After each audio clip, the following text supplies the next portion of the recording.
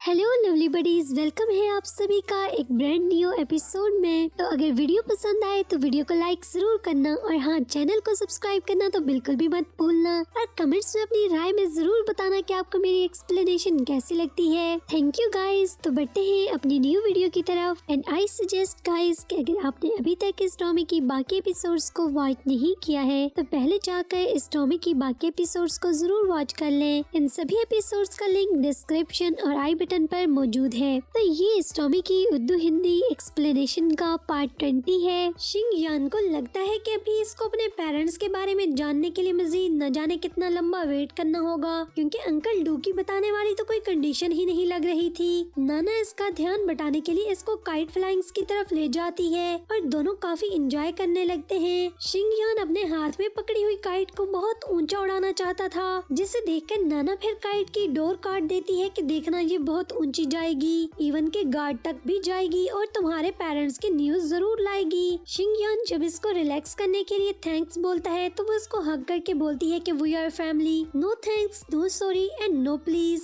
फिर अंकल डू के साथ मिलकर फिशिंग करते हुए हुक आनो के कोर्ट में फंस जाने पर जी फेंग इसकी हेल्प करवाने लगता है। आनो के इसको रोकने पर वो इसको अपनी चूंच बंद रखने को बोलता है, पर अंकल डू भी इनके तमाशों को चुपके चुपके से तकने लगते हैं। आनो के इनके लिए टी बनाने के लिए जाने पर वो जी फेंग को अपने पास बैठने को बोलते हैं और फिर वो इसको बताते हैं कि इनको आनो बहुत अच्छा लगता है। आनो और जी फेंग को देखकर इनको लगता है कि वो दोनों बहुत ही ज्यादा क्लोज हैं। तो जी फेंग भी फ्लो में बोल जाता है कि कौन सा डैड को समझ में आना है। बोलता है कि हाँ, आनो इसके लिए भाई से भी बढ़कर है, इवन कि वो उसके बगैर एक सांस भी नहीं लेना चाहता है। अंकल डू जो कि इसकी बातें सुनकर काफी परेशान लग रहे थे, फौरन से बोलते हैं कि क्या बेटा मैं ये समझूं कि तुम आनो से लव करते हो। इससे पहले कि जी फेंग इनको आंसर करता, आनो वहाँ पर वापस आ जाती है और अंकल डू इसको देखकर फौरन से बोलते हैं कि देखो देखो ये क्या कह रहा है, ये तुमसे लव करता है। तो जी फेंग भी इनकी बात सुनकर सरप्राइज होते हुए बोलता है कि फ्लो में इधर उधर निकल गया, यार भांडा तो मत फोड़ो। नहीं, मेरा बिल्कुल भी ये मतलब नहीं था।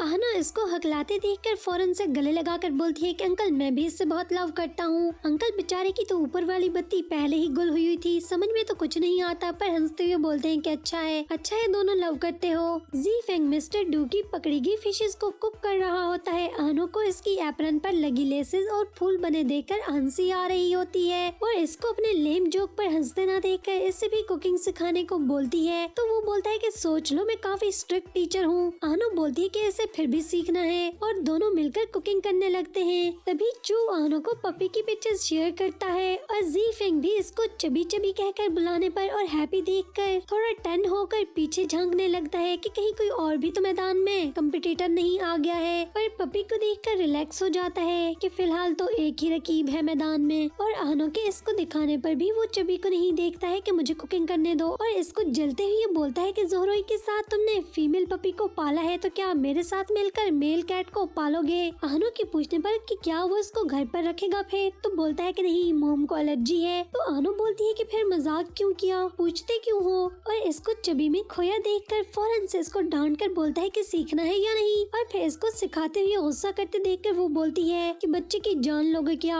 आराम से भी तो बता सकते हो। आनो के बोलने पर कि इसको स्वीट फिश खानी है, पूरे का पूरा डिब्बा ही खाली करने लगता है। और फिर मसाले में चम्मच हिलाते हुए आनो जब इसकी तरफ देखकर मुस्कुरा रही होती है तो फौरन से इसका फेस टर्न करके बोलता है कि इस पर ध्यान दो। और मिस्टर डू बेचारे जो कि किचन से कुछ लेने आ रहे थे, अंदर आते हुए ये सीन देखकर खुद ही शर्मिंदा से हो जाते हैं और फौरन से बाहर चले जाते हैं। अभी तो इनको लव शब्द की कोई समझ भी नहीं आ रही थी, पर आगे खतरा है का साइन जरूर समझ गए थे। फिर वो तीनों मिलकर खाना खाने के बाद खेल रहे होते हैं। आनो के बताने पर अंकल डू जी फेंग की बनी हुई फिश की बहुत तारीफ करते हैं, इनको बहुत पसंद आई थी। जी फेंग को भी इनकी तारीफ करना बहुत अच्छा लग रहा था। फिर जी फेंग के गेम को बर्बाद करने पर अंकल और आनो मिलकर जी फेंग को पनिश करने के लिए बोलते हैं कि चलो मिलकर इसके मुंह पर पेंट लगाते हैं। हैं, पर फिर इनको याद आता है कि इनके पास तो मार्कर ही नहीं है। तो आनो फौरन से अपनी पॉकेट से लिपस्टिक निकाल कर सामने रख देती है कि ये मैं गेम शुरू करने से पहले मिस लू के रूम से उठा कर लाया था।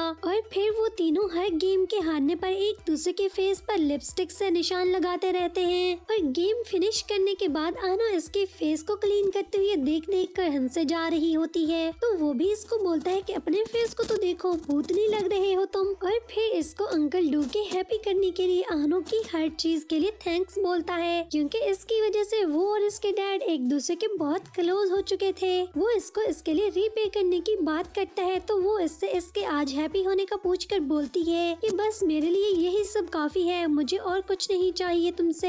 फिर जी फेंग के ऑफिस में न होने की वजह से कुछ फाइल्स लेकर सब लोग इनके पास पहुंच जाते हैं। अंकल डू को शिंगयान याद करवाने की कोशिश कर रहा था, पर इनको तो कुछ भी रिमेम्बर नहीं था। फिर सब लोग मिलकर इनको कंपनी देने लगते हैं और चौ भी अपने गोल्डन हैंड मसाज को लेकर इनकी खिदमत में हाजिर हो जाता है। तो इसकी लंबी लंबी बातें सुनकर अंकल डू इसको बोलते हैं कि तुम काफी इंटरेस्टिंग लग रहे हो मुझे। और इसको जानबूझकर बोलते हैं कि अगर तुम्हारा मसाज बुरा हुआ ना तो मैं तुम्हारे हाथ काट दूंगा। फिर चौ भी बोलता है कि चेयरमैन साहब, आप मेरे गोल्डन मसाज को हमेशा याद रखने वाले हो। और इसका मसाज इनको काफी अच्छा लग रहा होता है और वो रिलैक्स फील कर रहे होते हैं। आनो और जी फेंग को भी चौ के अंकल डू के साथ ऐसे बिहेव करने पर इनको काफी अच्छा लग रहा होता है। फिर आनो के बुलाने पर शॉजिंग भी इनके पास पहुंच जाती है, जिसे लेने के लिए आनो फेरी तक जाती है। और शॉजिंग इसके और जी फेंग के रंगे हाथों किस करते हुए पकड़े जाने वाली बात को लेकर पूछ रही होती है कि इसको कैसा लगा जब अंकल आंटी ने इनको देख लिया था। तो वो मुस्कुराते हुए बोलती है बहुत बुरा लगा था। और फिर वो फुल मजा लेते हुए इससे इन तड़कों के बारे में पूछने लगती है कि इसके अलावा और भी क्या कुछ हुआ था इनके बीच में। पहले तो वो इनकार करती रहती है, पर शॉजिंग बोलती है फिर सोच लो, मैं तुम्हें काफी ज्यादा टिकलिंग करने वाली हूँ। तो इसके टिकलिंग करने पर इसको बताती है कि बताती हूँ क्या क्या कुछ हमारे बीच में हुआ था। और इसको सारा सीन बताते हुए बोलती है कि ये सब कुछ हमारे बीच में हुआ था, पर लास्ट पर सैड होते हुए बोलती है कि जो असल में होना चाहिए था वो तो रह गया। और सब कुछ बताने के बाद बोलती है कि बस ये होना बाकी रह गया था, किसी होते होते रह गई, अंकल पहुंच गए थे। तो शॉजिंग इससे बोलती है कि चलो फिर तैयारी पकड़ो, ये भी करने के लिए तुम तैयार हो जाओ। और दोनों हंसते हुए वहाँ पर वापस आ जाती हैं। और आनो से पूछने के बाद शॉजिंग बोलती है कि ठहरो, मैं जरा अंकल डू को मस्के लगा लूं। शॉजिंग भी तड़का लगाने के लिए अंकल डू को बोलती है कि मैं आनो की कजन हूँ, पर जी फेंग की दोस्त बिल्कुल भी नहीं हूँ। और इसके मजाक को सुनकर अंकल डू भी हंसने लगते हैं कि तुम भी काफी इंटरेस्टिंग लग रही हो मुझे। और अंकल डू को जो भी इनमें से अच्छा लगता जा रहा था वो सबको टी पिलाते जा रहे थे। शॉजिंग को इनका थोड़ा थोड़ा फन पसंद नहीं आ रहा, तो इसके प्लान के अकॉर्डिंग ज्यादा फन करने के लिए वो सब मिलकर कार्ड्स खेलने लगते हैं। और गेम के रूल में जिसके पास भी किंग का कार्ड निकलेगा वो किसी भी 2 नंबर वाले को सिलेक्ट करके इन लोगों को मिलकर कुछ करने का ऑर्डर कर सकता था। पहले राउंड में चौ के पास किंग होने पर वो आनो और जी फेंग को हेड फ्लिकिंग करने को बोलता है। आनो पहले तो डरते डरते सिर्फ टच करती है, पर अंकल डू को इसके ठंडे ठंडे खेल पर मजा नहीं आ रहा था, तो वो दोबारा से जी फेंग को जाकर फ्लिकिंग करने के बजाय इसको जोर से चीखते हुए इसको हार्ट अटैक जरूर करवाने लगती है। और सब लोग इनको देखकर हंसने लगते हैं। और सेकंड राउंड में आनो के पास किंग होने पर वो चाओ और शॉजिंग को चॉकलेट स्टिक खाने को बोलती है। थर्ड राउंड में किंग का कार्ड शिंगयान के पास होता है और वो कार्ड नंबर 1 और 5 को सिलेक्ट करके इनको एक ही पाँव पर खड़े होकर हग करने का बोलता है। और ये दोनों नंबर जी फेंग और आनो के पास थे। और फिर वो दोनों मिलकर इस राउंड को कंप्लीट करते हैं। फोर्थ राउंड में शॉजिंग बोलती है कि अब जिसका भी किंग निकलेगा वो 2 लोगों को किस करने का ऑर्डर करे। शॉजिंग को लग रहा था कि इस गेम में थोड़ा और तड़का होना चाहिए और किंग का कार्ड इस बार नाना के पास होता है, तो वो बोलती है कि जिसके पास भी 2 और 6 का कार्ड होगा इनको किस करना होगा। सब लोग बारी बारी अपने कार्ड्स ओपन करके देख लेते हैं। किसी के पास भी 2 और 6 का कार्ड नहीं था और सब लोग जानकर हैप्पी होते हैं कि इनके पास नहीं है। और लास्ट पर जी फेंग और आनो रह जाते हैं। जब जी फेंग अपना कार्ड दिखाता है तो इसके पास 6 नंबर वाला कार्ड ही था। और ये कार्ड्स आनो और जी फेंग के पास होने पर सब लोग इनकी तरफ देखने लगते हैं और हैप्पी होते हैं कि चलो उठो शाबाश अब किस करो। और सब लोग हटकर दूर खड़े हो जाते हैं। वो सबको सेल निकालते देखकर पूछते हैं कि क्या कर रहे हो, तो वो बोलते हैं कि कुछ भी नहीं, हम तो बस सेल्फी लेने के लिए खड़े हैं। जी फेंग आनो को पकड़ लेता है और इस करीब होते हुए इसको किस करने से घबरा रहा होता है। और आनो के इतने करीब खड़े होने पर इसके लिप्स को टच करते करते अपने लिप्स को वापस कर लेता है, पर इसको वापस जाते देखकर आहनो इसको पकड़कर जोर जोर से चिपाचिपी करने लगती है कि आज ही तो मौका मिला है और वो भी सबके सामने, भला वो इसको कैसे छोड़ने वाली थी। और इसको इतने जोर जोर से चिपाचिपी करती है कि जैसे बस आज ही सारी कसर खत्म करनी हो।